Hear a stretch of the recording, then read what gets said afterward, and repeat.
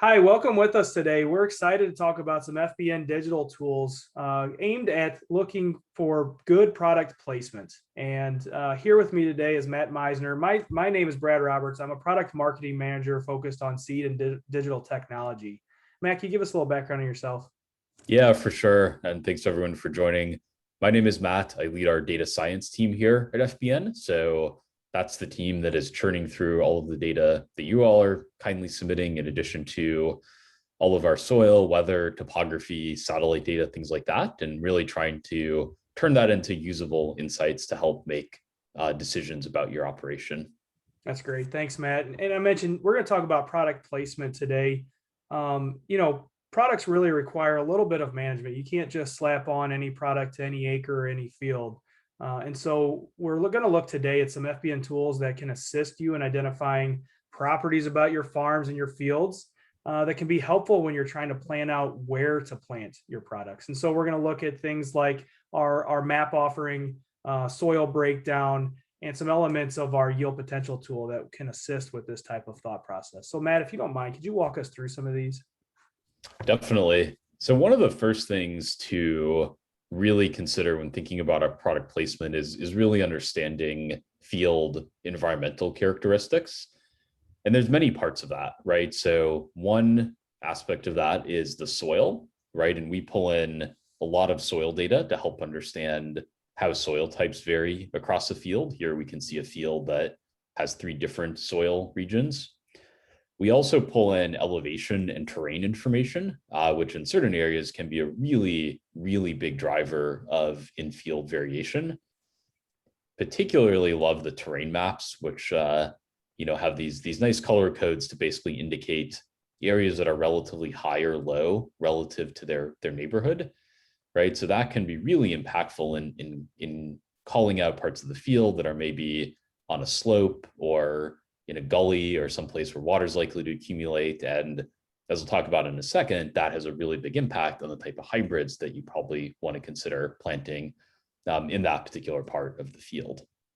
Yeah, just from a visual nature, man, I like this because you identifying your soil type, you wouldn't want to put a hybrid on a sandy soil that's not going to perform right, or you wouldn't want to put a hybrid or any product on a low area that's going to suck in too much water, potentially drown that product out. You need a product that's going to respond to these type of different informations, and so these map layers in and of themselves will help you visually get a feel for where you could place your products.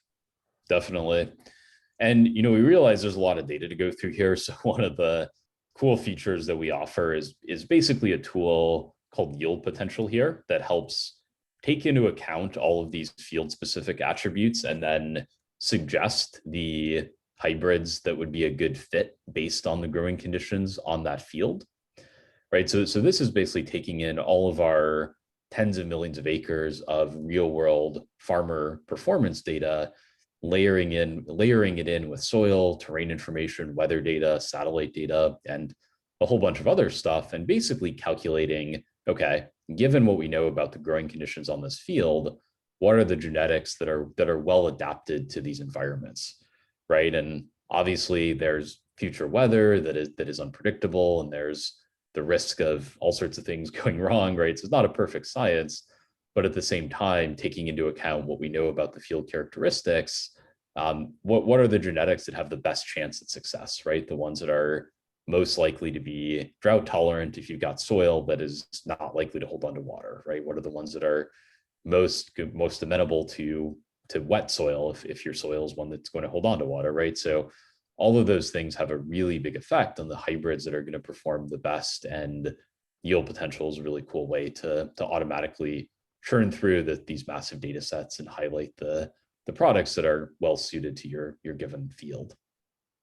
Yeah, these are some really cool tools, Matt. What excites me about the FBN membership, one, it's free, right? The other thing is it's pretty simple to get access to everything that we've shown here today simply by adding your field boundaries into your account, right? It automatically generates this information. And so, to me, that's a really nice immediate value as part of the FBN membership. I'll just thank Definitely. everybody for joining today. Matt, is there any closing remarks that you'd like to offer?